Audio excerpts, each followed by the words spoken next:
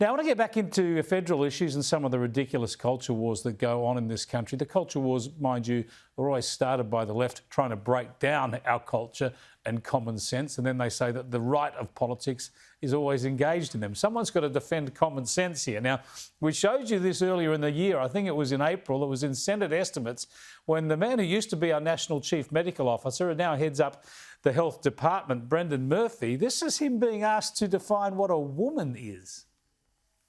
Can someone please provide me with a definition of what a woman is? Department of Health. Definition of a man, definition of a woman. Anyone? It's pretty basic. It's basic stuff. Professor Murphy.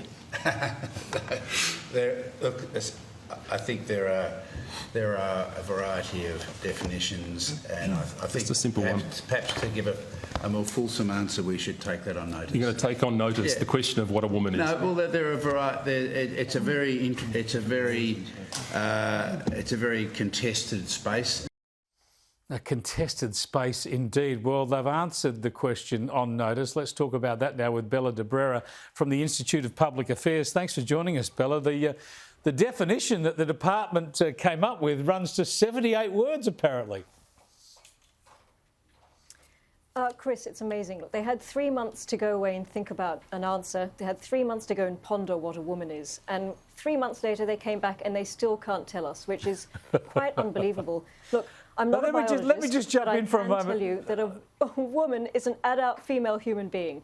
Very good. And some of our politicians used that definition during the election too. An adult female human being is a woman. Very good. Let's have a look at some of what the official definition came back as, the written definition from the department.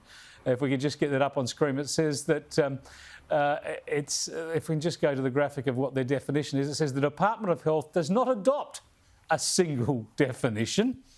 In fact, the framework adopted to define a person's gender include chromosomal makeup, the gender assigned at birth, and the gender with which a person identifies. And on it goes. Why do they want to complicate this so much, Bella? Look, as I said, it's a very simple question. It's a very simple answer. And this definition, this is I would say, is not really a definition. It's more like an honours thesis straight out of a gender studies department. And that is the nub of the problem, that the Department of Health has completely bought into radical gender theory, which has been infesting and sort of, boiling away in the background of our universities and is now evident in all our institutions. In fact, it's not just the Department of Health that can't define a woman. Last year, Marise Payne, who was the Minister for Women, was also very reluctant to define what a woman was. And then, at the same time, we've got the federal government that is spending billions of dollars on women and girls. So what is it? Do they believe a woman exists, or do they not? And if you don't believe it exists, why are you spending millions of dollars on something you don't believe it exists? It's totally schizophrenic and it's totally hypocritical, and it is a really bad sign of where our government is, that it's completely bought into this radical gender stuff straight out of our universities. Well, you're absolutely right. The proponents of this stuff are completely paradoxical. They would be saying, for instance, you must have 50% of people on boards or in Parliament have to be women, but don't you tell me what a woman is. That's apparently discriminatory to say what a woman is. So how can those two positions be compatible? And how can you have sensible policy if one side believes in a woman and the other doesn't? So, it's a recipe for absolute chaos and really bad policy.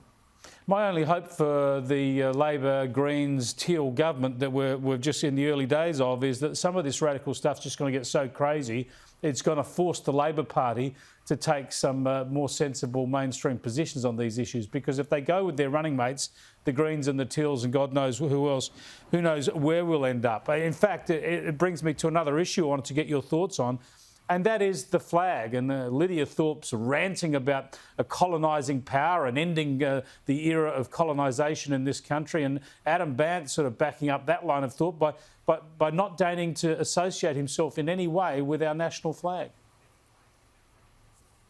Look, again, the Greens have shown themselves to be completely out of touch with ordinary Australians and Australians who are proud of their country. But what I found interesting about this story was how surprised everyone was they've come up with all this anti-Australian rhetoric, because this kind of thing has been around for decades in Australia. We see it over and over again every year.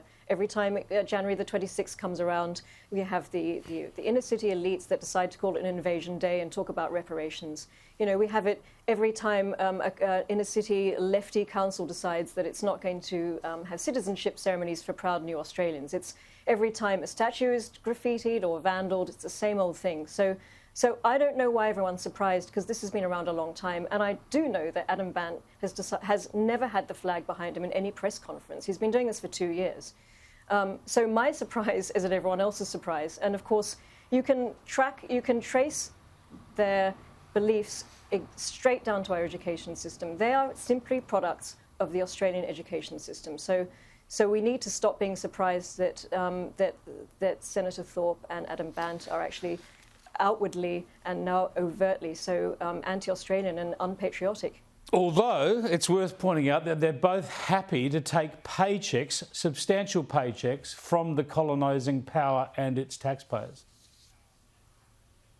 Yes, of course, and this hypocrisy has been pointed out by many commentators in the last couple of days, but there is a deafening silence when this is pointed out. I think they're very happy to get all the benefits of and all the privilege of these offices that they managed to occupy in Australia, but they still will like to criticise and tear down the very institutions that keep them keep them in very good salaries.